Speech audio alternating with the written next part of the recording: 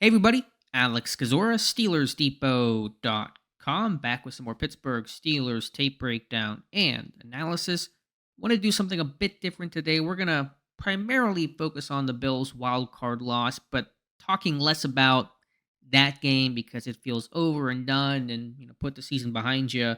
But it's going to illustrate a bigger picture to me of how an offensive coordinator calls games, what's he look for, what's going through his head as Pittsburgh searches for their new OC. We're interviewing Thomas Brown, potentially some other candidates as well. So let's talk about it.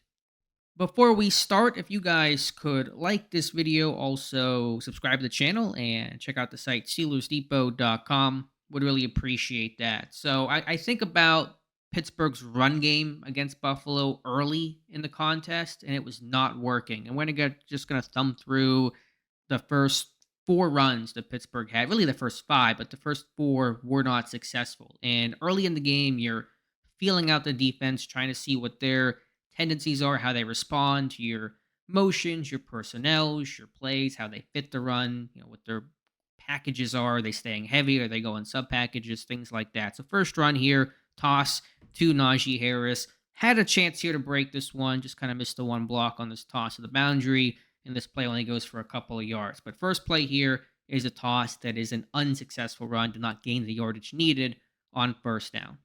Next possession, the second run of the game. This time they're going to try. Pittsburgh will inside zone. So their inside zone scheme to the field side, again, does not work. They can't hold the blocks. Buffalo, good team run defense, makes the stop. Another unsuccessful run. So we've seen a toss, inside zone, both not working. All right, the next drive, the third run of the game for the Steelers. They're going to come out heavy this time. They were in 13 personnel, so three tight ends on the field. There's Connor Hayward, Darnell Washington, and Pat Frymuth, and they're going to run their duo scheme, their man blocking downhill with these double team blocks here. You see Dan Moore, the left tackle, 65, Isaac Seumalo, the left guard, 73. Get this double here on the three tech, downhill, physical, but again, the run is unsuccessful and it really doesn't go for many yards. And it was a 1 or 2 yard gain. In Pittsburgh's run game, you're trying to find, okay, what run is going to work? What can I do to soften up this Bills defense? What will work against them? Pittsburgh's still trying to find that in this game. The fourth run of the game, the next play, 2nd and 8, Pittsburgh, they're going to try something else. They're going to run their gap scheme, their power scheme to the boundary. Left guard Isaac Seumalo pulling around. So we've seen toss, inside zone, duo, and now their gap, power scheme. But again, this play does not really have success overall, and Pittsburgh's still searching as they needed to have in this game a successful run game. So they're 0 for 4 so far. Fifth run of the game. I have not skipped any rushing attempts Pittsburgh has had so far. Staying heavy, 13 personnel. Going to try split zone with Connor Hayward pulling across the formation here. But again, the run does not work. Buffalo, to their credit, played fantastic run defense. And so again, Pittsburgh searching for a run that's going to work. What is the money play? Right now, they are 0 for 5. So after 5 unsuccessful rushing plays, Pittsburgh went pretty pass heavy. They tried to mix things up, play action. They ran their sprint out, kind of an extension of the run game that George Pickens unfortunately fumbled away. Pittsburgh finally gets back to a run call after, 4 or 5 consecutive passes. And at this point, you're over 5, your run game's not working.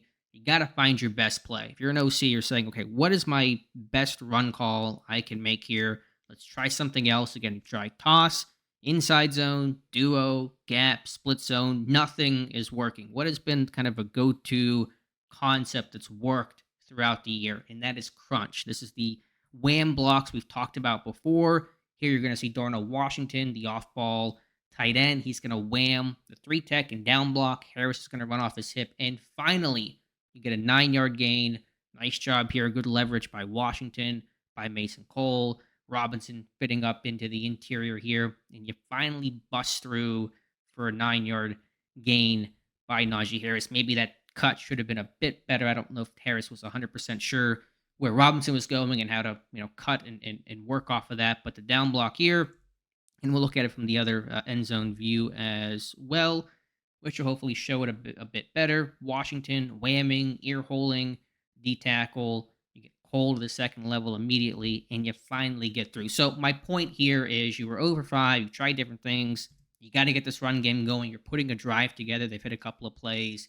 You got to find your money call. So the OC is saying, what can I call? What has worked? What's different?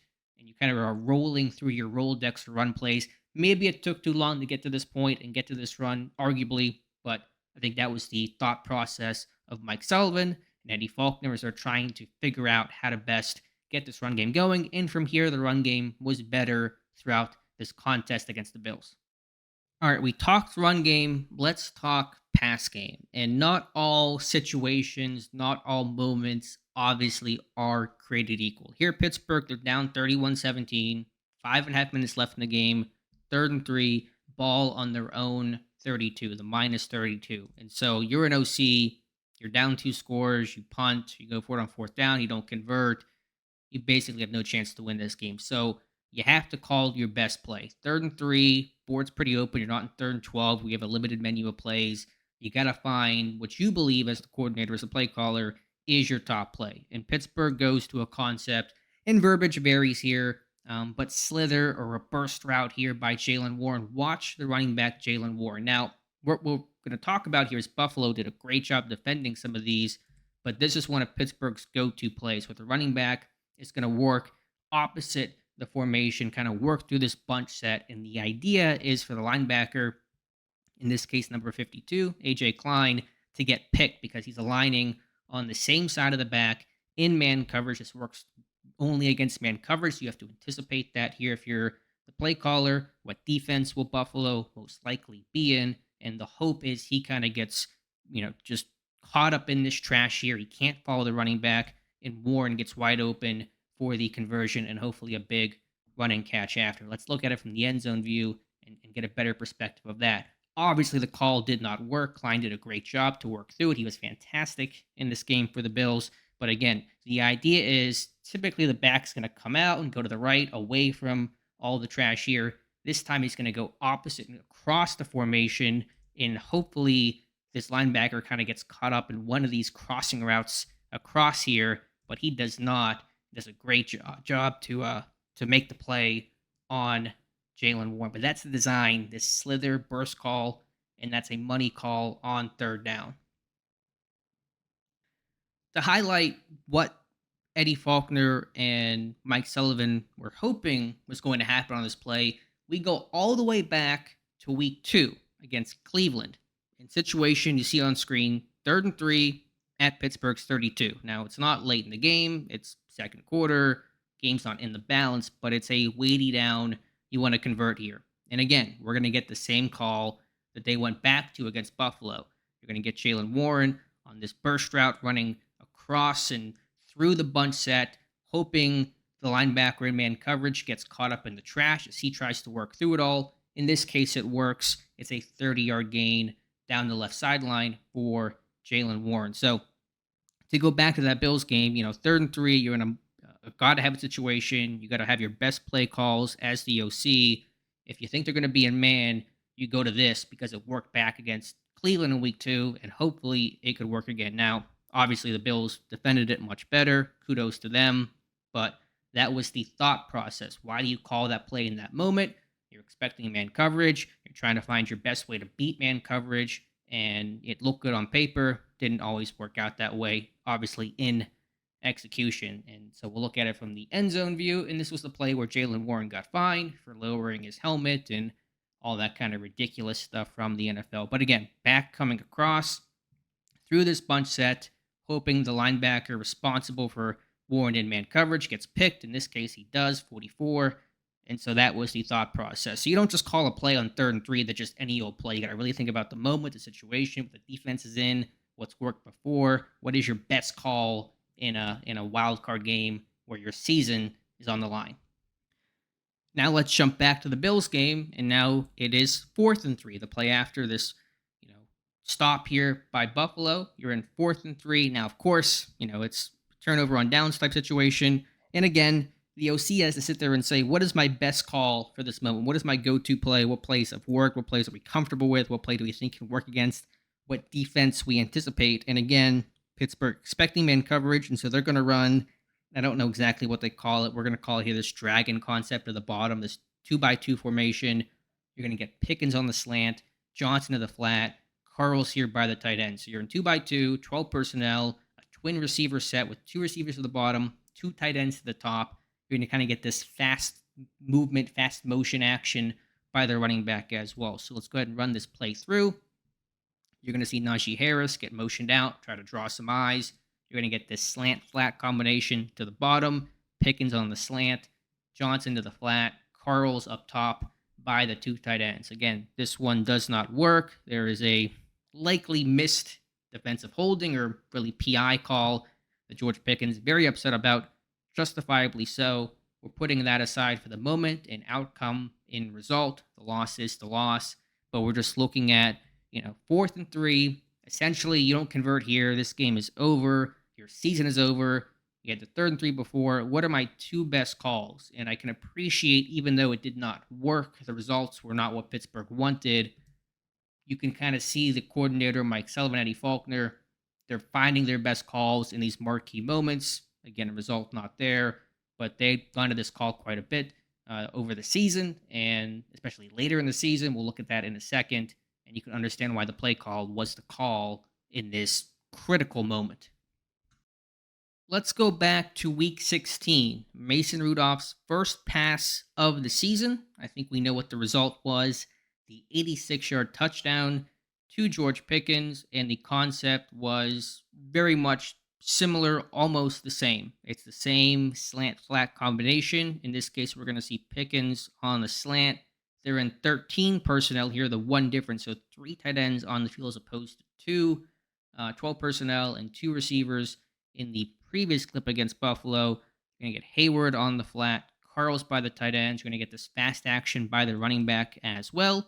So let's run it through, and we'll see Rudolph hit Pickens, who does the rest for an 86-yard score. But the play call, exact same. They changed the personnel. They had called us against New England, too, at the end of the game in a critical, I think that was the 4th down call, or maybe the 3rd down call it was, where Trubisky missed Pickens. He had Johnson on the slant. He passed it up for some reason. Had Pickens, too. I won't show that play. I showed it before, I think, in a previous video, but missed him. So in those critical moments, what are your best calls? This is not a critical moment. This was 2nd and 4, but when you're facing those circumstances, you want to have your best calls. In this situation, Rudolph's first pass, let's put a play call we're comfortable with out there. And again, same exact thing against Buffalo. So in that situation, you're in 4th down. You need 3 yards. A simple slant flat combination, a play that worked back in week 16. If you expect man coverage, hopefully kind of get that little bit of a rub, and Pickens is able to separate and win there, or Johnson can get open in the flat, and that's the play call. So I just appreciate and like thinking about, why calls are made. And when you're an OC, so much is obviously judged by result, and you're in a results-oriented business. That's sports, that's the NFL. But I like process too. And again, although those calls against the Bills did not work, I thought they were really good calls. You have to feel good about no matter what the outcome is. You're giving your best calls in critical moments. In the pass game, in the run game, you're searching for what works and what can we go to, what can we lean on. Let's try different concepts and schemes and do some fact finding to see what works, what doesn't, how the defense is playing you. And then you finally go to your crunch play that has been working pretty successfully throughout the year, and it finally gets you a good run. So that's it for today's video. I just wanted to talk about process of how coordinators call plays. I'm not an OC. Obviously, my Kermit the Frog voice indicates I have not been on a football field, but I took note of that watching this game and can appreciate that. And so what's relevant is when Pittsburgh does make their next OC hire, the things we'll be watching for obviously is results in production, and that's the bottom line.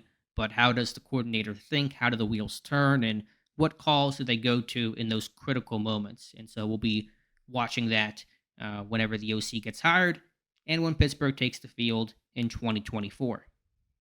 So let me know your thoughts in the comments below. Appreciate you guys watching. Please like this video. Please subscribe to the channel. Check out the site, SteelersDepot.com. Thank you again, and we'll talk to you soon.